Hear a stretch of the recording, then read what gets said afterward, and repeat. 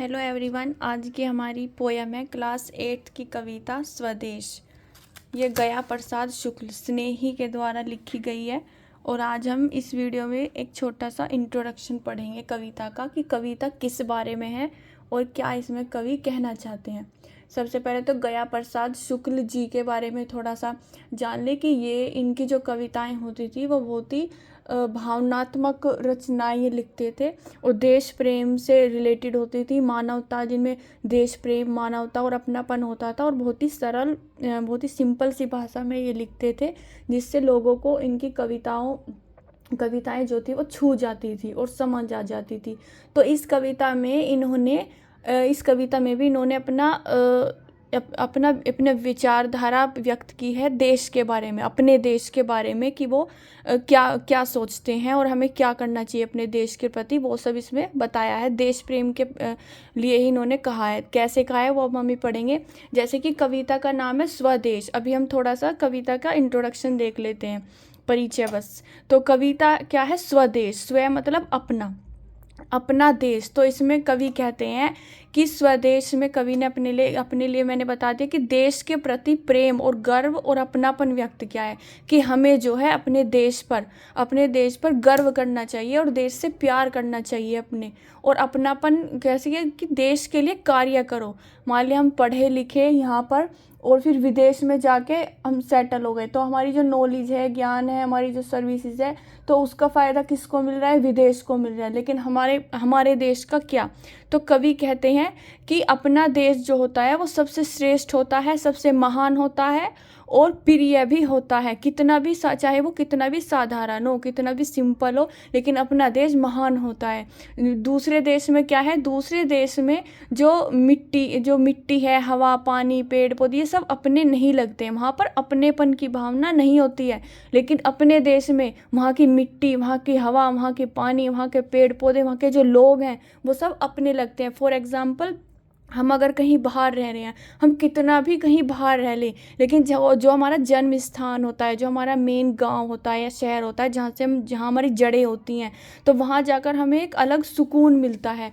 वहाँ पर हमें क्या मिलता है? एक अलग सुकून भी मिलता है और खुशी मिलती है और अपनापन लगता है। एक पॉजिटिव वाइब आती है, चाहे हम कितना ही दूर रह लें, वहाँ पर हमें जाके एक अलग ही खुशी मिलती है। तो विदेश में भले ही सुख सुविधाएं हों, यहाँ ज़्यादा धन हो, लेकिन वहाँ पर अपनापन नहीं होता है। कवि के अनुसार विदेश में ज़्यादा अपनापन नहीं होता है। अपने देश में चाहे कितनी भी गरीबी हो, कितनी ही मुसीबतें हो, कठिनाई हो, लेकिन संघर्ष भी हमें प्रिय लगता है, हमें अच्छा लगता है, क्योंकि वहाँ हमारी जड़ें होती हैं, वहाँ से हम जुड़े हुए होते हैं। और जहाँ से हम जुड़े हुए होते हैं वहाँ पर हमें अपनापन ज़्यादा लगता है, वहाँ पर हमें ज़्यादा खुशी मिलती है।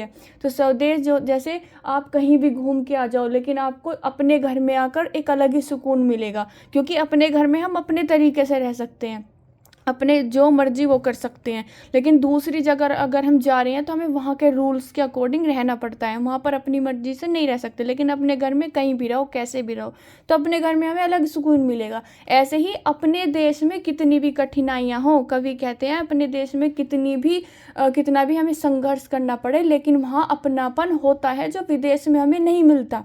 अपने देश में क्या है कि हमें वो अच्छा लगता है, प्यारा लगता है, वहाँ हमारी जड़ें हैं।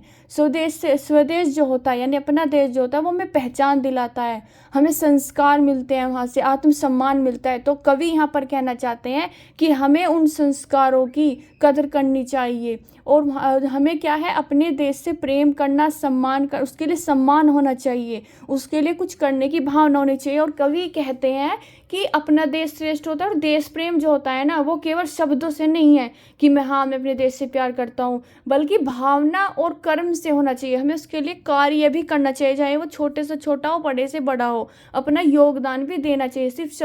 तिरंगे को हमें सिर्फ 26 जनवरी और 15 अगस्त पर ही सम्मान नहीं देना चाहिए। तिरंगा जो है हमारे देश की पहचान है, हमारा आत्मसम्मान है, हमें उसका सम्मान हमेशा करना चाहिए। तो ऐसा नहीं है कि हम 26 जनवरी पर ही उसका एक अलग सम्मान करें या तभी हम वीरों को याद कर रहे हैं।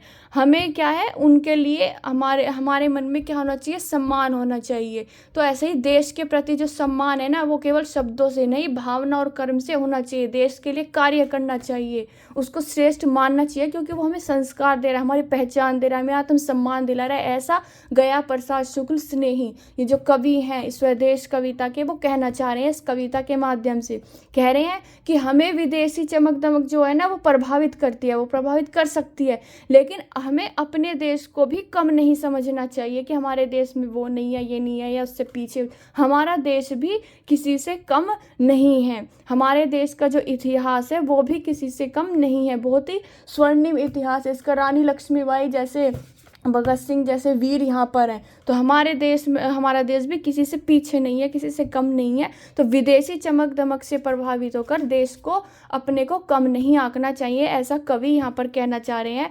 और सीख क्या देती है ये पोयम?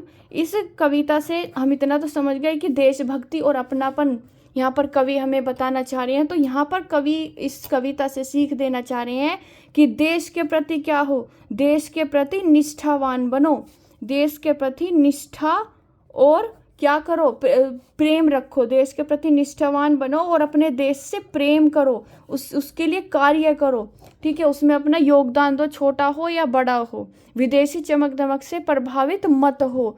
देशभक्ति की, और क्या कहना चाह रहे हैं, देशभक्ति की भावना हो, हमारे मन में क्या होनी चाहिए, देशभक्ति की भावना होनी चाहिए। और वो किसी एक निश्चित दिन के लिए ही नहीं, हमेशा के लिए हमारे मन में एक भावना होनी चाहिए अपने देश के लिए। अपनी संस्कृति से जुड़ो, अपनी संस्कृति पर गर्व करो। हमारे देश का जो कल्चर है वो क्या है, हमारे देश का जो कल्चर है उस पर गर्व करो, वो हमारी क्या है, पहचान है। और हमारे उस पहचान पर क्या करो, उस पहचान पर गर्व करना चाहिए हमें, कवि इस कविता के माध्यम से कहना चाह रहे हैं। और क्या कहना चाह रहे हैं कि विदेश में जो है इमोशनली जुड़ाव नहीं होते। मैंने कहा ना कि वहाँ पर लोग अपनापन वो नहीं दिखता है, जो हमारे मेन, जो हम जहाँ पर पले बड़े होते हैं, जो हमारी जड़ें होती हैं, रूट्स होती है, वहाँ पर जो होता है। हम कहीं भी बाहर चले जाएंगे और लौट कर अपने घर वापस आएंगे तो हमें अपने घर में ही तो ज़्यादा भावनात्मक जुड़ाव लगेगा, वहाँ बाहर थोड़ी ना लगेगा।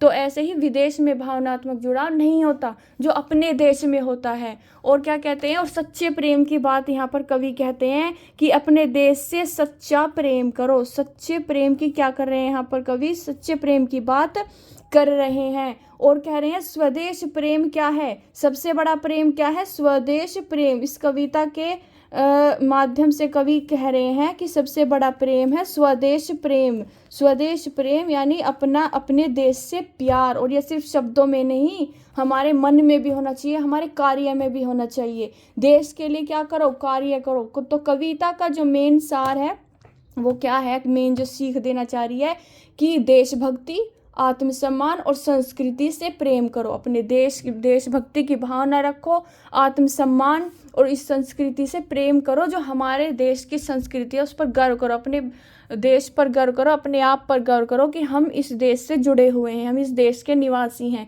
तो देश प्रेम, मानवता और अपनापन की ये जो सीख है यहाँ पर ये कविता देना चाहती है।